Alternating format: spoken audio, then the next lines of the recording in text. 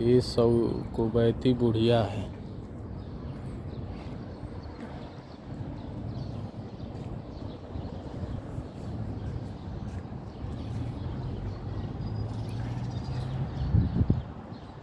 ये हमारी बूढ़ी थी और ये मकान है। मैं इंडिया से हूँ भाई, हनुमान कुमार। मैं ड्राइवर का जॉब करता हूँ कुवैत में। मैं पहले सऊदी रहता था, सऊदी का रिटर्न हूँ।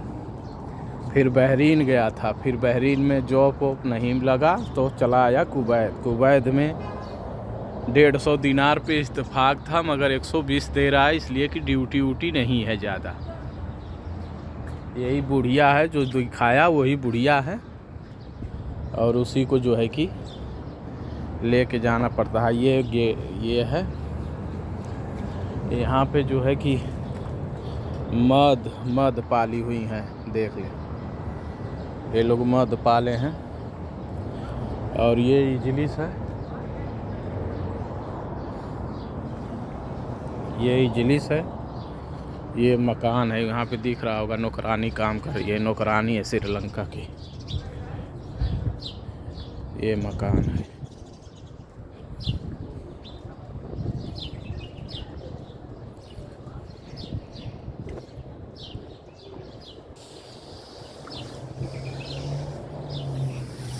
काम बूढ़ी आज खुश हुई तो 1 दिनार दी हमको। 1 दिनार दे के और बोल रही हैं कि थोड़ा तंदीप कर दो। तंदीप का मतलब ये थोड़ा अपना, ये जैसे पेड़ पालो है, देखिए पानी डाल रहे हैं, तो इसी की ये बोल रही हैं कि सब पानी वानी थोड़ा डाल दो। तो ये पानी डालने का मतलब भैया 1 दिनार मिला है हमको। शुक्रन उकरन बोला। 1 दिनार का मतलब होता है इंडिया का 270 रुपया होगा 1 दिनार का। तो यही काम है भाई। विदेश में रहना कोई मुश्किल नहीं है भैया। जो भी है, जैसे मान लीजिए जो हाई स्कूल पास है वो आदमी आके यहाँ पे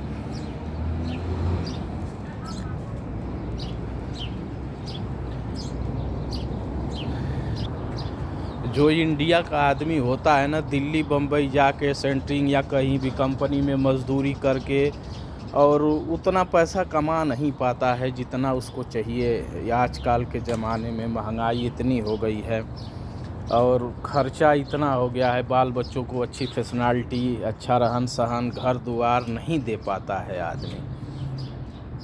तो एक रास्ता है भाई, अगर अपने आप को, जैसे तुम बम्बई दिल्ली में ज़िंदगी बिता दोगे मगर तुम्हारी संतुष्टि फिर भी न घर मकान खाने में, और वो बस फैमिली बैकग्राउंड में तुम परेशान रहोगे, कुछ नहीं कर पाता है आदमी।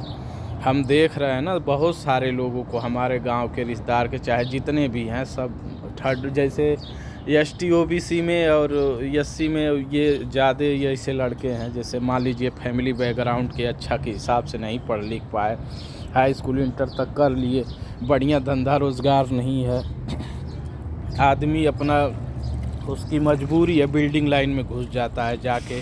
70% लोग जो है कि ऐसे मजदूरी, तो कोई सेंटरिंग, तो कोई कुछ भी करने लगता है। करो, मुश्किल नहीं है, लेकिन विदेश में कोई ऐसा चीज़ नहीं है भैया। जैसे ये भी तो इसी धरतिया पे दुनिया है। जितना काम वहाँ पे जैसे बिल्डिंग हर काम हो रहा है, यहाँ पे भी होता है। अब जिस काम में आप गुणी ज्ञानी हैं, आप वीज़ा लगा के, हमारा ना एजेंसी है भाई, ना हमारा कोई अथू है, लेकिन हमें कम से कम 7-8 साल, 9 साल, 10 साल का, 2014 से मैं विदेश का यात्रा कर रहा हूँ। और 2014 में हम लोग जिस तरीके से यात्रा मान लीजिए किए हैं, उस समय पे समझ जाइए कि हमारे पास 5 बीघा ज़मीन है, और जो है कि हम 5 बीघा ज़मीन रख के भी, जैसे कि लोग हमें उतना पैसा नहीं दे रहे थे कि विदेश आए, मगर मान लीजिए किसी तरीके से जुआ जुटा के हमने चला आया।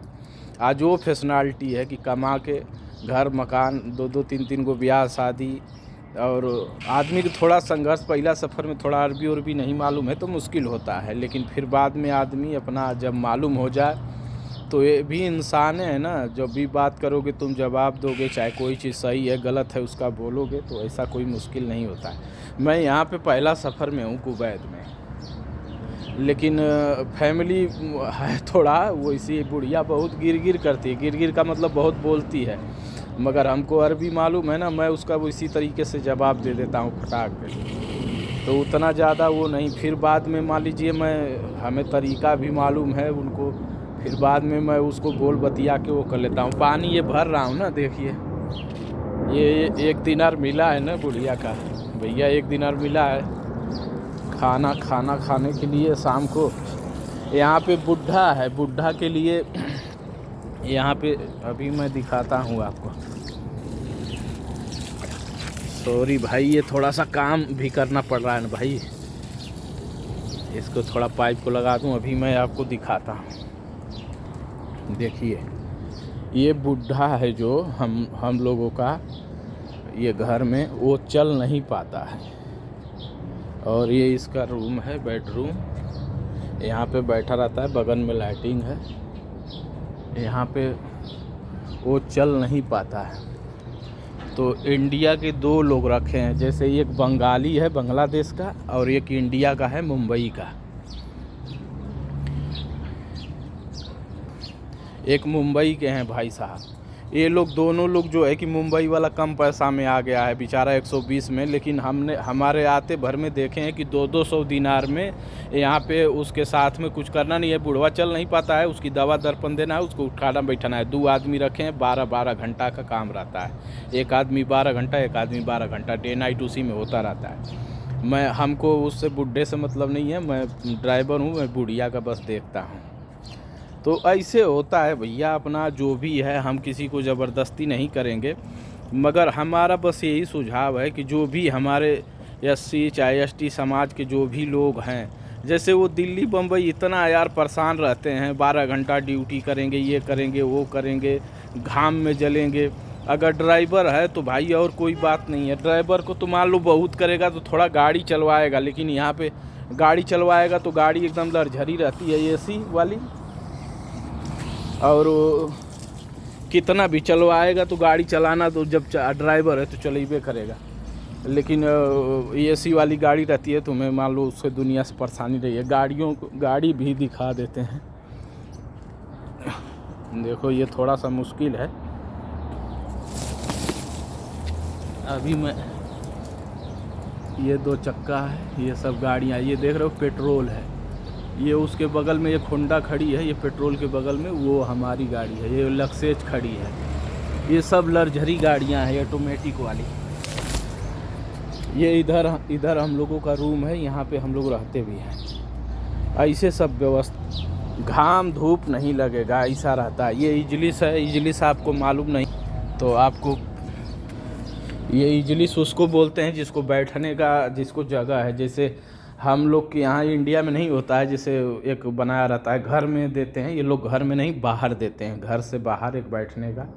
क्योंकि यहाँ पे कोई कितना भी खास हो, घर में एंट्री नहीं रहती है। हमने तो यहाँ तक देखा है भाई कि जो घर का दामाद होता है ना, उसको एंट्री नहीं रहती है घर में, वो नहीं जा सकता घर में। अगर वो आएंगे तो उनको इतना ही बस वो रहेगा जैसे कि वो दरवाजे पे खड़ा होके फ़ोन करेंगे, और जो है कि बीवी उनकी है तो आएगी तब बैठा के लेके जाएंगे। नहीं तो अगर किसी दिन पार्टी है तो इसी इजलिस में आके यहीं पे बैठे और खाना खा के यहीं से चल जाएंगे। ये है बैठने का जगह भाई। ओके, वीडियो बहुत बढ़िया हो जाएगा भाई। फिर मेरा यूट्यूब चैनल है जर्नल साथी, मैं इस तरीके से जो है कि वीडियो बना के डालता रहता हूँ। जिसको समझ में आए वो भैया प्यार से लाइक करे, सब्सक्राइब करे, शेयर करे। और मैं इस तरीके से किसी को कोई परेशानी हो, प्रॉब्लम हो या कोई बात पूछना हो तो हमसे पूछ सकता है, मैं उसको बता दूंगा। मैं भी कोई भैया ऐसे जैसे वो नहीं हूँ, मैं भी बहुत जिम्मेदार आदमी हूँ हमारे, लेकिन मजबूरी है भाई। जानता है कि जब आदमी का कोई व्यवसाय नहीं इंडिया में चल सकता इस तरीके से, चाहे मान लीजिए हम ड्राइवरी अगर इंडिया में करेंगे तो हमको कितना मिलेगा, 10,000 नहीं 15,000 मिलेगा। यहाँ पे मान लीजिए मैं जो है कि हमें 135 दिनार मिल रहा है इस समय पे। अब 135 दिनार के 135 में 270 का गुणा कर लीजिए कितना होगा। अब उस हिसाब से मान लीजिए यहाँ पे आदमी ड्राइवरी करके उतना कमा लेगा, लेकिन इंडिया में नहीं कमा सकता। 2 साल रहेगा आदमी अच्छा खासा, उसको 2 साल के बाद में, अरे भाई 60-70 बरिस रहता है आदमी, 60-70 बरिस जीता है, 60-70 बरिस जीता है। जिल्लत की ज़िंदगी जीने से अच्छा होता है कि 2-4-5 साल अपने ज़िंदगी का जुआ खेल दो। अपने ज़िंदगी मान लो 2-4-5 साल तुम यहाँ गुजार दो तो तुम्हारे पास इतना पैसा हो जाएगा कि तुम जाके एक गाड़ी खरीद सकते हो, नई गाड़ी खरीद सकते तो घर मकान नहीं है तो घर मकान बना सकते हो, और मान लीजिए कोई बिजनेस कर सकते हो, दौरी दुकान जो भी है खोल के तुम बैठ के अपना धंधा बिजनेस चला सकते हो। नहीं तो फिर अगर तुम्हें आने का इच्छा है फिर तुम्हें तो ज़्यादा नहीं 2-4-5 साल 6 साल 10 साल विदेश लाइफ में तुम बिता दो, मुश्किल नहीं। अगर कुंवार लड़का है तो उसको मुश्किल नहीं है, 17-18 बरिस का है, 18 बरिस के बाद में 21 बरिस के बाद में एंट्री हो जाती है। तो मान लीजिए अगर बिता दिया वो 8 साल 10 साल तो उसको क्या है 30-35 बरिस में रिटायरमेंट ले लो, जाके मजा लो, फिर अपना खा कमा के चाहे जो भी है दौरी दुकान चाहे जो भी अपना लाइफ सेट करके, और दिल्ली बम्बई में ज़िंदगी बीत जाती है घटते घटते। हमारे लाइफ में खुद हमारे गांव के लड़के हैं, हम कितनों को कहते हैं हमसे 10-10 साल पहले का रह रहे हैं, आज एक टाली ईंटा गिराने का कद तो औकात नहीं है कि गिरा दें। और उनके कितना जो है कि सॉरी भाई देखो पानी बात करने में ये पानी भर गया भाई, पानी भर के गिरने लगा बाहर। मैं इतना व्यस्त हो गया आप लोग के बताने में। चलिए एक बचा है बस, इसमें भर दूँ फिर काम ख़त्म हो जाएगा, यही भावना है। हाँ तो मैं वही कह रहा था कि इतने हमारे विदेश आने से पहले 10-10 बरस पहले से वो लोग रह रहे हैं वहाँ पे, लेकिन एक टाली ईंटा गिरवाने का दो तो फट जाएगी तुरंत, एक टाली ईंटा नहीं गिरवा सकते। मैं उनके बाद में आके विदेश सफ़र चालू किया हूँ, ये मेरा चौथा सफ़र है भाई। 3 सफ़र मैं सऊदी में काटा, सऊदी में काटने के बाद में फिर हमने जाके शादी किया, शादी करने के बाद में 2 साल शादी वहाँ पे घर पे रहा बीवी के साथ में, एक बच्चा हो गया तो फिर उसके बाद में हमें पैसा की थोड़ा वो प्रॉब्लम आ गई, तो मैं फिर जो है कि कुवैत का वीज़ा लगा के आया हूँ। ये मैं हिंदू हूँ भाई, मुस्लिम नहीं हूँ। मैं हिंदू मुस्लिम से फ़र्क नहीं पड़ता है, जब भी तुम्हें कमाना है खाना है तो हिंदू मुस्लिम से फ़र्क नहीं पड़ता है भाई। तुम यहाँ पे आके जो है कि तुम्हें ये लोग मुस्लिम है, तुम्हें नहीं समझ में आ रहा है, तुम अपना बनाओ खाओ काम करो, कोई दिक्कत नहीं है। इससे हिंदू मुस्लिम से यहाँ पे फ़र्क नहीं पड़ता है, फैमिली में काम जहाँ भी है कोई भी। और एक चीज़ मैं और बता दूँ कि एजेंट जो दलाल होते हैं ना गांव-गांव में घूम के वो करते हैं, उनके चक्कर में मत पड़ना भाई कभी भी। जिसको भी आना है उनके चक्कर में मत पड़ो। सबसे पहले तुम पता लगाओ कि ये ऑफिस कहाँ है विदेश का, मुंबई में है, दिल्ली में है, अब तो लखनऊ में, यूपी वालों को बताओ लखनऊ में सरकारी ऑफिस खुल गई है, तुम जाओ वहाँ पे सरकारी वीज़ा मिलेगा भैया। तुम्हारा पैसा एकदम जो है कि कितनी कंपनियां हैं जो कि फ्री में वीज़ा और सब कुछ देंगी। तुम्हारे पास पासपोर्ट होना चाहिए, वो फ्री में वीज़ा दे के तुम्हें जो है कि बुला के ले जाएंगी। हाँ कोई पैसा नहीं लगेगा। तो तुम ऑफिस से भैया संपर्क करके कहीं भी आओ और जाओ। एजेंटों के चक्कर में मत पड़ना, एजेंट के चक्कर में पड़ोगे 70,000 80,000 1 लाख रुपया मांगते हैं, तो उनके चक्कर में पड़ोगे भैया तो ठगे जाओगे और उनका कोई वो अस्तित्व नहीं रहता है। तुम जाके डायरेक्ट ऑफिस में बात करोगे, तुम्हारा वहाँ पे प्रूफ रहेगा, एक अस्तित्व भी रहेगा कि मैं फलाना ऑफिस से आया हूँ, कंप्लेन कर सकते हो, कोई बात हुई तो कोई दिक्कत परेशानी हुई तो कोई तो कुछ कर सको। दिक्कत परेशानी में 100 में 1% कहीं आदमी जो है कि दिक्कत में पड़ जाता है, नहीं तो 99% ऐसा नहीं होता है। ये लोग भी इंसान हैं भाई, बुलाते हैं, इनको भी जिम्मेवारी होती है काम चाहे किसी भी चीज़ का, ऐसा कोई बात नहीं है। तो ओके, फिर बाद में मैं वीडियो बना के डालूँगा। वीडियो बहुत बड़ी हो रही है भैया, इसके लिए सॉरी। जो भी है हमको कमेंट में बताइएगा। जर्नल साथी मेरा चैनल है, आप इसको लाइव सब्सक्राइब कीजिए और मैं आपको इसी तरीके से पूरा एकदम जानकारी देता रहूँगा। नमस्कार, प्रणाम, जय हिंद।